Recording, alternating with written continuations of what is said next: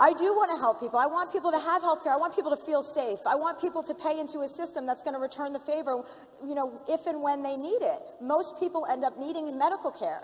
It's not like elective, you know? No, I understand. It's kind of like a basic fundamental right. Right, but not for me. I believe it is my right to purchase health care. I don't believe it's my right to pay for it for other people. I also think that the universal health care system fails. I think it fails the very people, because you and I, it's so easy to say, and I'm glad you don't. It's so easy for us to say, well, I could sit here and say, you just want government control, and you could sit here and say, oh, well, you hate sick and poor people. And that's a discussion I don't want to have. Luckily, that's not one we're having. Yeah. But for me, we all want what's best for people. I just believe that limited government is the way to do it. I don't think that government does well in healthcare. I think it's proven by the VA that the government doesn't do well in healthcare. So we need to find alternatives. What's right now is not working. What we had before Obamacare was not working. I think you increase competition. I think that's the way to do it. And I also believe in allowing states to take more control. I think that will help them effectively manage their own citizens, because every state is so different. I think putting more in the hands of the states. If you have a state that needs to expand Medicaid and you need those Medicaid dollars, then that state needs to decide it for itself. But every state isn't created equal. And that's where I align on that. It's just, I think that the free marketplace does better than the government. So do you have a health care plan or no? Well, luckily, I'm 24, so I am still on my parents. And to say, yeah, you can laugh. You can laugh. I pay my parents for it. You can laugh. I don't care. There are things, they can laugh. They can laugh. At least stop. She's being honest. Has there ever been an event that's happened in the last 6 months that you've stopped and said, wow, this guy's not right? You know, agreeing with what every move someone makes, every tweet they send, no, I don't. But I do believe that the positives outweigh the negatives. I do believe that he's a good president. I do believe that he's done things. And people talk about all the time, it's, well, he tweeted something, and that's mean. I can get over the meanness of his tweets if he's helping middle-class Americans, if he's helping America, if he's putting America first, if he's strengthening us on the world stage, if he's enforcing our border. I can deal with a mean tweet. But why? But a mean represents so many other things. He's kind of like a toddler, like an angry, you know, he's a toddler. He lashes out at people, and he's vengeful, and he says really nasty things, and he's a crybaby. He's like, never in modern American history have we ever seen a crybaby of this nature serving as the president of the United States. He whines and bitches and moans. Everything's unfair. It's unfair. It's unfair. He's the fucking president. Act like it.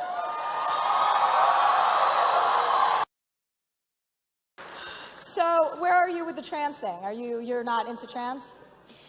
For me, and I think this has been well documented through media, I saw some tweet, but I didn't understand it, and I saw people were tweeting about, so sure. Elaborate. Well, we're talking about the issue of LGBT, or are we talking about the military?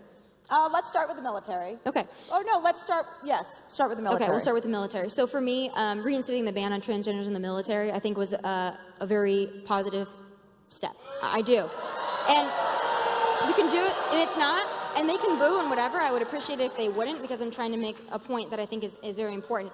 For me, it's not because I have anything against trans people. If those that follow me and know me and know,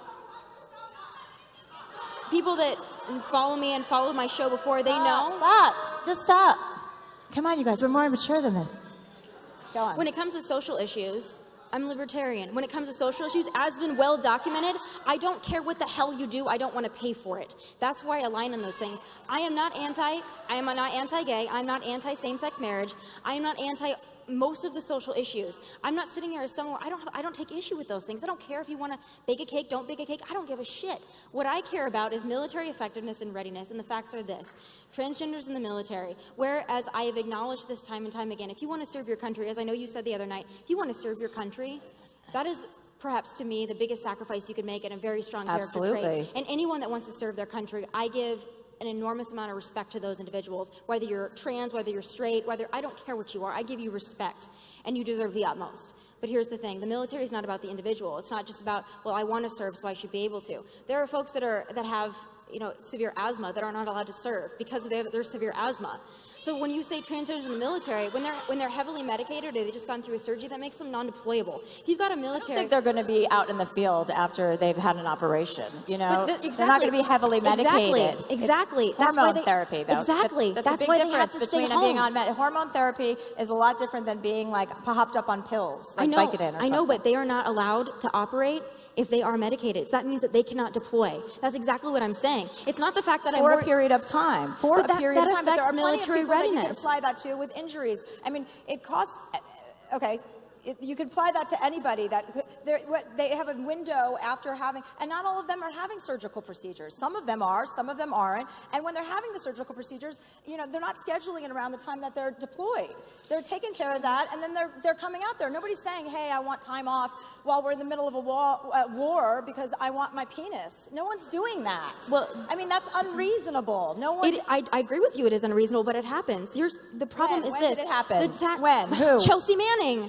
Chelsea Manning is a prime example of taxpayers funding hormone treatment therapy for a traitor. I have a problem with that. I don't want my because I want to help people. Whoa, they're paying. I got to tell. In that military budget, that it would be $2.4 to $8.4 million that they would spend on hormone therapy when they're spending $45 million a year on Viagra and Cialis. And I don't agree with that either. Let me be very honest. Why do I they don't spend agree with so that much money on Viagra? I don't agree with that either. But Chelsea, I have to tell you this: until we can afford treatment and prosthetics for the military and the veterans that have fought for this country, I don't believe in paying for a sex change or hormone treatment therapy. That's my personal belief. Okay. And I don't understand that there's a disagree with it. I understand that, but I'm not coming from a place of, I don't want you there because I don't want you to serve. I'm coming from a place where it affects military readiness, and the military has attested to that. But then why don't you make a stand? I mean, why don't you make it an issue of yours to talk about how much money they spend on Viagra? And forget about PTSD. This is just so men, I mean, some of it is for PTSD, and I guess guys have to come at some point, so they need it. And I get that. Fine, I'll give you that. But some of it isn't for PTSD. It's $45 million. Shouldn't you be focusing your energy towards that rather than people who are already Chelsea, do you know how hard it? I mean, I don't want to be condescending at all, but these people are volunteering to serve our country, and it's not easy for them to even walk out the door. Never mind walk into the military. I understand, and that's.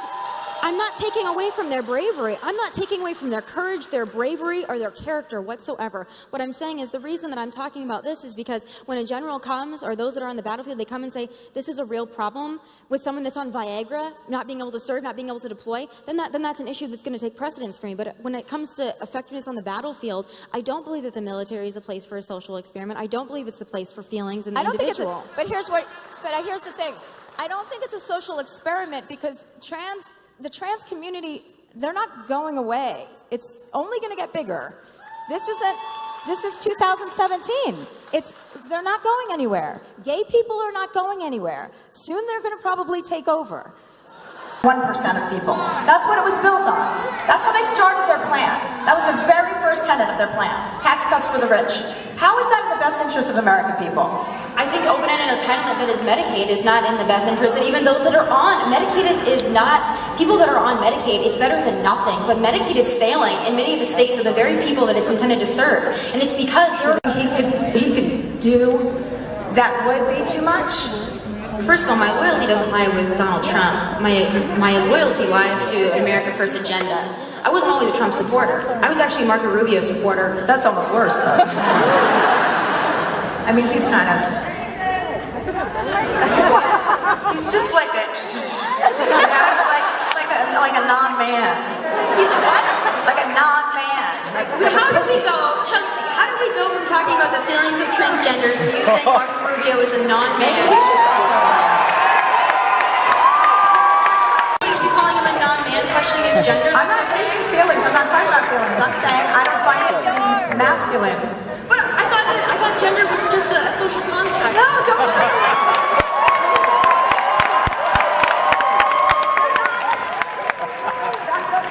those two thoughts are not connected at all. I'm not talking about his gender. I'm not saying, he's trans. They're not connected. But was it mean? Was it mean? Was it mean? Yeah, I'm mean. Yeah. You should appreciate President Trump and his No, meanness. I'm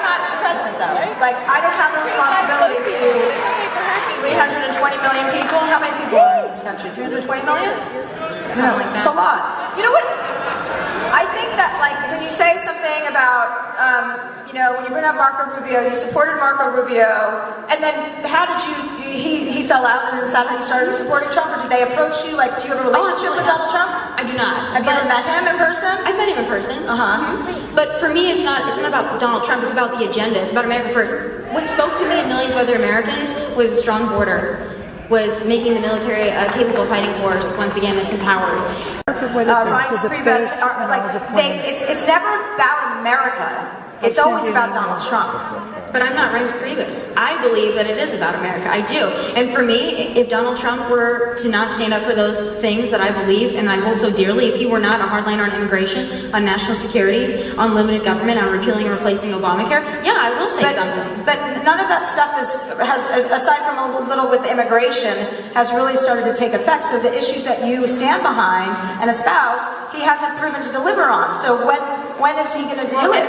In terms of energy independence, it has. He's greenlighted 2 pipelines, which is going to be great for American jobs. And then we don't have to say that again. What did you say? Energy independence and 2 pipelines. He's greenlighted. Okay. Well, you know, I mean, okay. That's jobs for renewable America. energies, though, is the way of the future. It's the 20% growth each year in our economy. And that's the great. fastest growing economy in this country.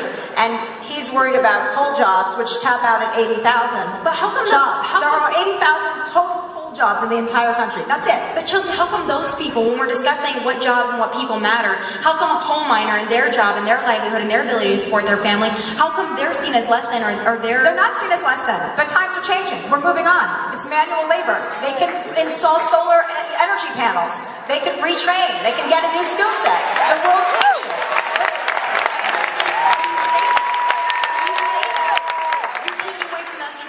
thrive on those things. I can't just say I love being on TV and then, you know, and then TV's obsolete and I'm like, no, I can't do anything else. No, it's like, but you it's have not to about adjust that. and you have to adapt. You do, but you have to give those people time in which to do it as well. Well, how much when you strangle the whole